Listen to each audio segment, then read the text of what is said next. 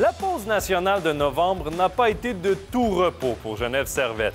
Après avoir perdu une avance de 3-0 et le match contre Ajoie le 6 novembre, l'entraîneur Patrick Aymon est congédié quelques mois à peine après avoir mené les Aigles jusqu'à la finale du championnat. Les 16 défaites en 23 matchs pour commencer la saison auront eu raison de l'entraîneur québécois. Pour le remplacer, on a mis derrière le banc son assistant Yann Cadieux, qui a remporté 2 de ses 4 premiers matchs.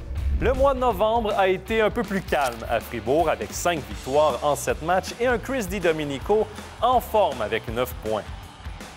Christian Dubé a réussi à échanger Yannick Herron à Lugano, lui qui n'avait plus vraiment sa place avec Gauthieron. C'est Timo Ossener qui s'est amené en retour. À Lausanne aussi, un transfert a retenu l'attention. Après un début de saison compliqué, le LHC a envoyé Phil Varone au CP Berne. Ça n'a pas empêché les Lions de connaître un mois difficile avec 3 victoires et 4 défaites.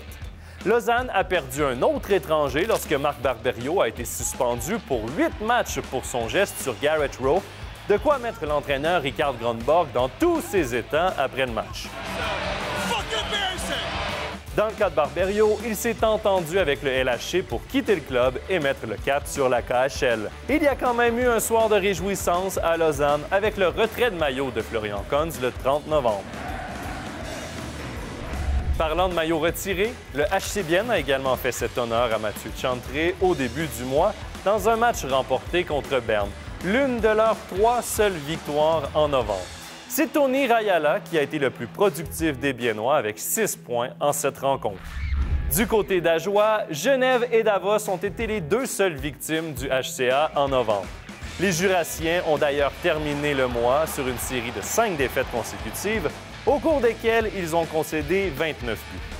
Un petit mot sur le CP Berne qui a réussi la grosse signature de novembre en s'entendant avec Chris DiDomenico pour les 2 prochaines saisons, en plus de prolonger son jeune gardien Philippe Wüthrich pour 3 ans. D'ailleurs, les Ours ont connu un bon mois de novembre avec 5 victoires en 7 matchs, dont une série de 4 gains de suite. Mention spéciale à Zug qui a réussi la remontée de l'année le 28 novembre. Les Zougois tiraient de l'arrière 0-4 dans leur match contre Ambry après seulement 8 minutes de jeu. Mais ils ont réussi une remontée spectaculaire et ont remporté le match 6-4. La preuve que les champions en titre sont à prendre au sérieux encore cette saison.